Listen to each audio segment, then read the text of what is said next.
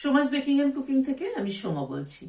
আজ আপনাদের সাথে শেয়ার করছি পালং শাকের ঘন্ট আলু ফুলকপি দিয়ে।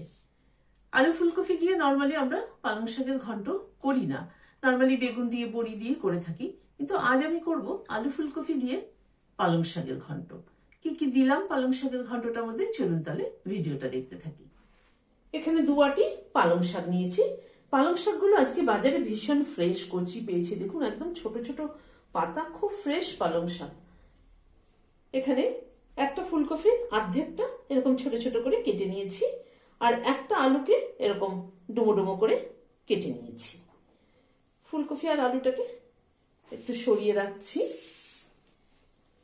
পালং শাকটাকে রাফলি চপ করে নেব।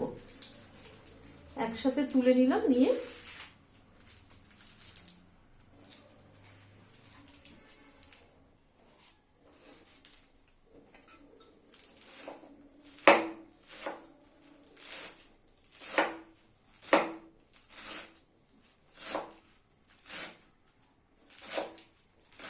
খুব মিহি করে করলাম না, একটু মোটা মোটা করে করলাম।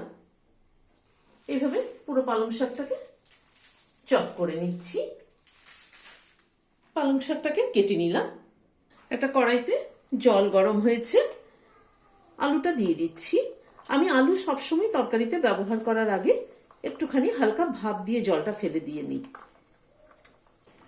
আলুটা এই মিনিট 2-3 মতো একটু ফুটে উঠলো, তারপরে কফিটা দিয়ে দিচ্ছি। কফিও আমি সবসময় একটুখানি ভাপ দিয়ে জলটা ফেলে দিয়ে নিই। অল্প করে নুন দিয়ে দিলাম।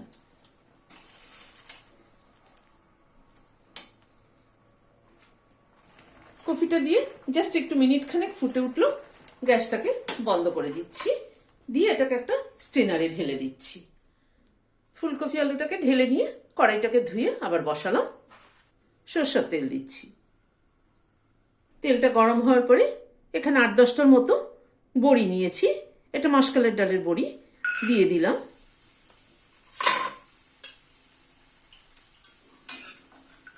বড়িটাকে ভেজে নিচ্ছি। প্রথমে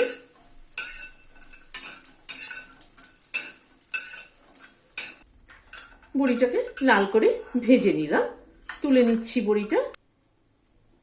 কড়াইতে আবার একটু সরষের তেল দিচ্ছি। তেলটা গরম হওয়ার পরে ফুলকপি আলুটা দিয়ে দিচ্ছি।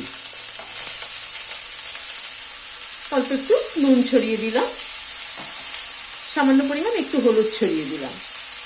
আলু ফুলকপিটাকে একটু ভেজে নেব। গ্যাসের ফ্লেমটাকে মিডিয়ামে রেখে ধীরে ধীরে আলু ফুলকপিটা ভাজবো।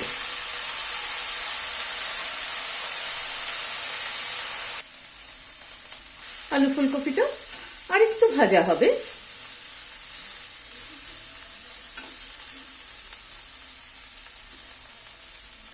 আলু ফুলকপিটাকে গ্যাসের ফ্লেমটাকে কমিয়ে প্রায় 4-5 মিনিট সময় ধরে একটু লাল করে ভেজে নিলাম। এবার তুলে নিচ্ছি। আবার একটু সরষের তেল অ্যাড করছি। একটা শুকনো লঙ্কা ফোড়নে দিলাম, 5 ফোড়ন দিলাম, এই 1/2 চামচ মতো 5 ফোড়ন দিলাম। 1/4 চামচ হিং দিলাম। ফোড়নটাকে একটু ক্র্যাক করিয়ে নিচ্ছি।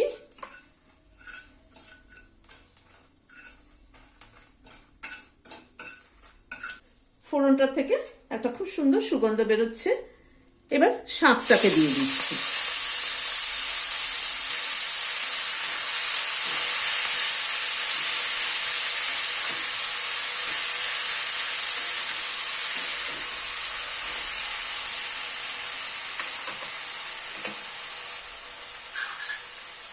শাকের জন্য অল্প একটু নুন দিয়ে দিচ্ছি, কারণ আমি আলু ফুলকপিতে কিন্তু নুন দিয়েছিলাম।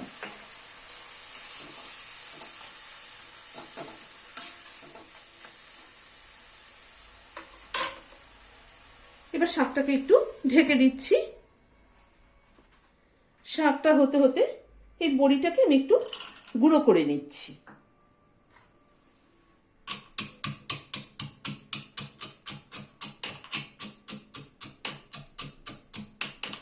বড়িটাকে গুঁড়ো করে নিলাম। একদম পুরো মিহি গুঁড়ো না, একটু দানা দানা আছে। মিনিট 2 মতো ঢাকা ছিল, ঢাকাটা খুলছি।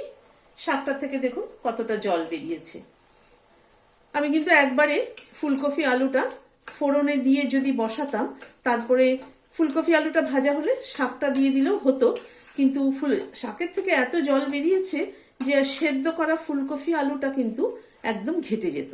সেই জন্য ফুলকপি আলুটাকে আগে ভেজে তুলে নিলাম।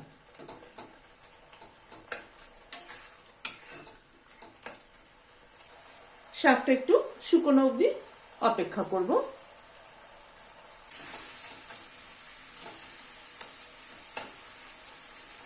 শাকের জলটা অনেকটাই শুকিয়ে এসেছে। সামান্য পরিমাণ একটু হলুদ দিলাম।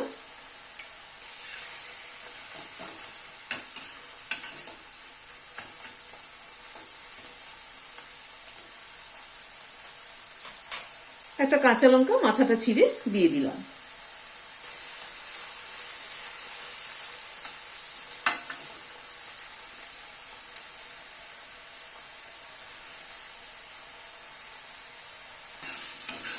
শাকের জলটা শুকানোর পরে প্রায় 2-3 মিনিট সময় ধরে শাকটাকে একটু ভাজা ভাজা করে নিলাম।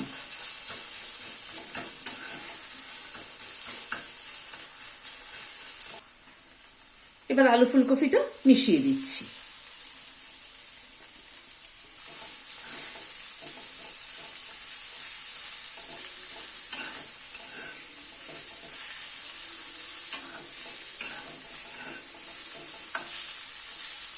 শাকের সাথে ভালো করে আলু ফুলকপিটাকে মিলিয়ে দিচ্ছি।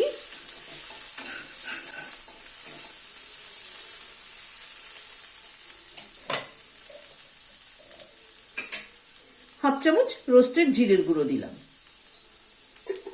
খানিকটা নারকেল কোড়া ছড়িয়ে দিলাম। জিরের গুঁড়োটা আর নারকেল কোড়াটা একটু মিশিয়ে দিচ্ছি।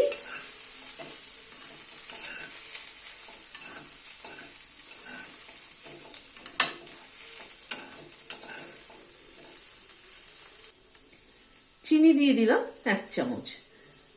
যেহেতু শাকের ঘন্ট, পালং শাকের ঘন্ট, সেই জন্য কিন্তু নুন মিষ্টিটা ঠিক না হলে কিন্তু খেতে ভালো লাগবে না।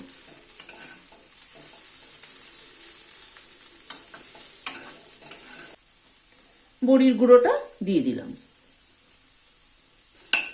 বড়ির গুঁড়োটা দিয়ে মিশিয়ে দিচ্ছি।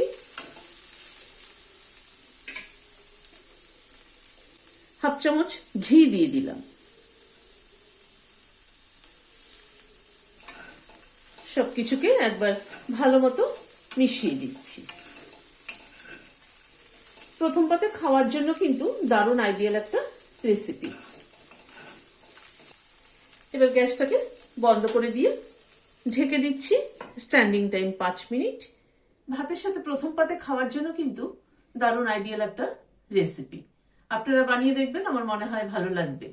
ভালো লাগলে একটা লাইক এবং সাবস্ক্রাইব করার অনুরোধ রইল। আজ তাহলে এখানে শেষ করছি।